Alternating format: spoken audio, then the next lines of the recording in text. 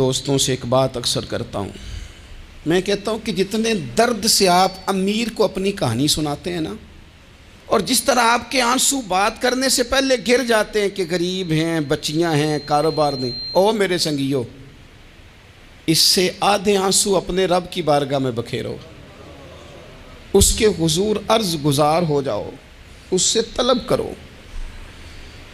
ایک وقت انسان پر زندگی میں ایسا آتا ہے کہ اسے یوں محسوس ہوتا ہے کہ میرا سایہ بھی ذرا سا پیچھے ہٹ گیا ہے، اسے یوں لگتا ہے کہ میں کسی سہارے پہ ہاتھ ڈالتا ہوں تو وہ بھاگ جاتا ہے مجھ سے، لیکن مالک کی بارگاہ ایسی عظیم بارگاہ ہے، رب رسول کے آستانے اتنے بڑے ہیں کہ آپ جب وہاں کشکول طلب دراز کرتے ہیں تو جھولی پھیلانے میں دیر لگتی ہے، ان کو بھرنے میں تو کوئی دیر نہیں لگتی۔ ہم نے اپنا سوچ کا قبلہ ہی دنیا کو بنا لیا ہے۔ یہ جو اللہ والوں کی مدد ہے یہ تو اللہ ہی کی مدد ہے، لیکن یہ جو سیٹھوں کی طرف توجہ کرنا، نوابوں کی طرف توجہ کرنا، دنیا داروں کی طرف توجہ کرنا اور اپنا مزاج اس طرح کا بنا لینا، یارو گردن کو جھکا دیتا ہے خیرات کا پتھر، جہاں میں مانگنے والوں کے سر کبھی اونچے نہیں ہوتے۔ اور اقبال کہتے ہیں غیرت ہے بڑی چیز جہان تگ و دو میں، پہناتی ہے یہ فقر کو تاج سردارا۔ میں عرض کروں گا کہ اپنی آپ جب توجہ کا قبلہ اللہ رسول کو بنائیں گے تو رب فرماتے وَيَرْزُقْهُ مِنْ حَيْثُ لَا يَحْتَسِبُ، میں نہ تجھے وہاں سے رزق دوں گا جہاں سے کبھی تیرا گمان بھی نہیں گیا ہوگا، یہاں سے بھی مل سکتا ہے، تو نے سوچا بھی نہیں ہوگا۔ بخاری شریف میں حدیث ہے، حضرت جابر ابن عبداللہ فرماتے ہیں نبی پاک صلی اللہ علیہ وسلم نے 300 لوگوں کا ایک لشکر روانہ کیا کسی مہم کے لیے، کسی جہاد کے لیے۔ حضرت ابو عبیدہ بن جراح رضی اللہ تعالیٰ عنہ امیر لشکر تھے۔ فرماتے ہیں غربت اتنی زیادہ تھی، بھوک اتنی زیادہ تھی کہ ایک ایک کھجور دن میں ایک وقت کھانے کو ملتی تھی، اور کچھ دن ایسے آئے کہ اب کھجور بھی نہیں مل رہی۔ فرماتے ہیں اتنی زیادہ بھوک لگی مجاہدین کو 300 بندہ پتے کھا کے گزارا ہونے لگ گیا، یہ بخاری میں موجود ہے۔ آپ فرماتے ہیں کہ دریا کے کنارے ہمارا پڑاؤ تھا، ٹھہراؤ تھا، جب بھوک سے نڈھال ہو گئے نا، وَيَرْزُقْهُ مِنْ حَيْثُ لَا يَحْتَسِبُ، اللہ وہاں سے روزی دیتا ہے، گمان بھی نہیں ہوتا۔ فرماتے ہیں ایک مچھلی اللہ تعالیٰ نے دریا کے کنارے بھیجی، فرماتے ہیں وہ تھی تو مچھلی پر پہاڑ جتنی تھی۔ بخاری میں لفظ ہیں، حضرت جابر ابن عبداللہ رضی اللہ تعالیٰ عنہ فرماتے ہیں 300 آدمی 18 دن تک اس مچھلی کو کھاتے رہے، مچھلی ختم ہی نہیں ہوئی۔ مچھلیاں نہیں، مچھلی کہتے ہیں 18 دن 300 بندہ کھاتا رہا، مچھلی ختم ہی نہیں ہوئی۔ اور فرماتے ہیں کہ اس کی ہڈی نکال کے، کانٹا کہیں گے آپ اپنی زبان میں، کہتے ہیں وہ نکال کے نا تو اس کو کھڑا کیا نا جب، تو اونٹ کجاوے سمیت اس کے بیچ سے گزر جاتا تھا، 2 اس کے کانٹے جوڑے۔ فرماتے ہیں وہ اس کا گوشت ہم کھاتے تھے اور اس کی چربی بطور تیل کے ہم جسموں پہ ملتے تھے، بیماروں کو اس سے سکون آتا تھا، تندرستی شفا ہوتی تھی۔ فرماتے ہیں ہم کھایا بھی ہم نے، اور کچھ لے کے ہم مدینے بھی گئے، اور قربان جائیں نبی پاک نے بھی اس میں سے کھایا۔ ہم نے عرض کی حضور یہ معمہ کیا ہے، یہ ماجرا کیا ہے؟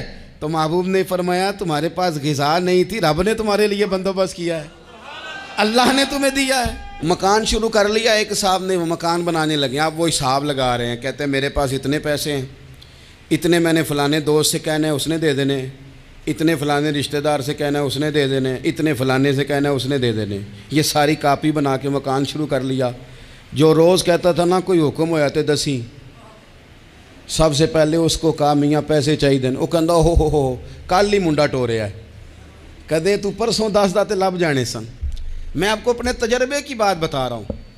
جن لوگوں کا خیال ہوتا ہے نا کہ آپ سٹارٹ کریں فلانا کام، ہم آپ کے ساتھ ہیں، اللہ کا ہی کوئی نظام ہے، وہ بالکل بھی نہیں ساتھ ہوتے۔ لیکن ایسا نہیں ہے کہ کوئی ساتھ نہیں ہوتا، اللہ تعالیٰ بڑے اسباب پیدا کرتا ہے، وہاں سے دیتا ہے جہاں سے گمان بھی۔ ہمارا یہ ذہن بن جاتا ہے ہم ساری اپنے حساب سے چلتے ہیں، اتنے رشتہ داروں سے، اتنے، کون آپ کے ساتھ چلے گا؟ سوال ہی نہیں پیدا ہوتا۔ یہ سارے کام چھوڑ کے سب سے پہلے 2 رکعتیں پڑھو، اپنے رب کی بارگاہ میں، رسول کائنات کی بارگاہ میں گزارشات اور استغاثے پیش کرو، وہاں سے خیر طلب کرو۔ دنیا دار کیا دیں گے، کیا دے سکتے ہیں، کیا حیثیت ہوتی ہے کسی؟ اللہ کہتا ہے وہاں سے دوں گا۔ تو جو اللہ مال دے وہ لینا چاہیے کہ رشتہ داروں کا مال دیکھنا چاہیے؟ جو اللہ دے وہ لینا چاہیے کہ سیٹھوں نوابوں کی جیبیں دیکھنی چاہیے؟ جو اللہ دے وہ قبول کرنا چاہیے یا دیکھنا چاہیے کون سا آدمی کہاں پہنچ گیا؟ چھوڑو، اپنی مٹی پہ چلنے کا سلیقہ سیکھو۔ کسی کے سنگ مرمر پہ چلو گے تو پھسل جاؤ گے، پھسل جا۔ اس پر ایک اور بات عرض کر دوں، صحیح بخاری سے، مسلم سے ایک اور بات۔ کچھ چیزیں ایسی ہیں جن سے اللہ کی مدد آتی ہے، مدد ملتی ہے۔ ایک چیز ان میں سے ایسی ہے جس سے بہت مدد نازل ہوتی ہے، وہ ہے کہ جب رب آپ کو دے نا تو پھر آپ بھی اس کے رستے میں دیں، پھر مدد آتی ہے، پھر اور آتا ہے۔ بخاری مسلم میں حدیث ہے، یہ زیادہ ہی توجہ طلب امر ہے، اس پر آپ غور کریں گے۔ حضرت ابو ہریرہ فرماتے ہیں کہ نبی پاک علیہ السلام نے فرمایا ایک شخص نے بادلوں کے اندر سے آواز سنی کہ فلاں آدمی کا کھیت اور باغ خشک ہو گیا ہے، وہاں برسو اور اس کے کھیت کو سیراب کرو۔ وہ بڑا حیران ہوا کہ بادل سے آواز آ رہی۔ پھر اس نے دیکھا کہ ایک پہاڑی پر بارش ہوئی، وہ بادل وہاں برسا، پھر نالیوں سے ہوتا ہوا پانی ایک طرف چلا۔ تو جس نے آواز سنی تھی، حضور بیان کر رہے ہیں، وہ بھی پیچھے پیچھے چلا کہ پانی کدھر جا رہا ہے۔ اس نے جا کے دیکھا کہ ایک مقام پہ ایک باغ کو وہ پانی لگ رہا ہے اور ایک آدمی وہ پانی لگا رہا ہے۔ اس نے اس سے پوچھا تیرا نام کیا ہے؟ اس نے کہا کیوں؟ کہنے لگا بتا نا۔ اس نے نام بتایا تو کہنے لگا یہی تو وہ نام ہے جو میں نے بادلوں کے اندر سے سنا ہے کہ فلاں کے کھیت کو پانی دے دو۔ اس نے کہا یار تو کیا عمل کرتا ہے کہ اسپیشل تیرے لیے بارش برسے؟ یہ بخاری پڑھ رہا ہوں، سیاستہ سے حدیث عرض کر رہا ہوں۔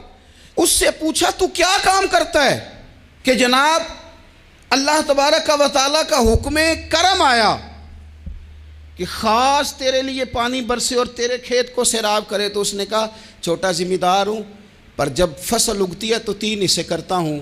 ایک حصہ اپنے بال بچوں پہ، بہن بھائیوں پہ خرچ کرتا ہوں، ایک حصہ پورا، اور ایک حصہ دوبارہ کاشتکاری پہ لگاتا ہوں، اور تیسرا حصہ خالص میں نے مسکینوں، یتیموں اور غریبوں کے لیے رکھا ہوا ہے۔ وہ جو تیسرا حصہ، اللہ کرے آپ سمجھیں، وہ رب کے بندوں پہ تیسرا حصہ خرچ کرتا ہے نا، تو کریم مالک نے فرمایا جہاں سے غریب کا حصہ جاتا ہے وہ کھیت خشک نہیں رہنا چاہیے، وہ جہاں سے مسکین روٹی کھاتے ہیں وہ خشک نہ رہے، جہاں سے یتیموں کو کچھ آتا ہے کہیں اس کی فصل رہ نہ جائے۔ میں اور آپ بھی اگر اپنے مال میں مسکینوں، یتیموں، غریبوں کے حصے رکھ لیں گے تو فصلیں خشک نہیں رہیں گی، ان کے اندر تازگی آئے گی، نور آئے گا، کرم آئے گا، خاص کر خدا کی رحمت برسے گی۔ مدد اللہ سے چاہیں، اپنی توجہات کا مرکز رب رسول کی ذات کو بنائیں، پھر آپ محسوس کریں گے کہ بڑی جلدی اللہ تعالیٰ کی مدد آنے لگی ہے۔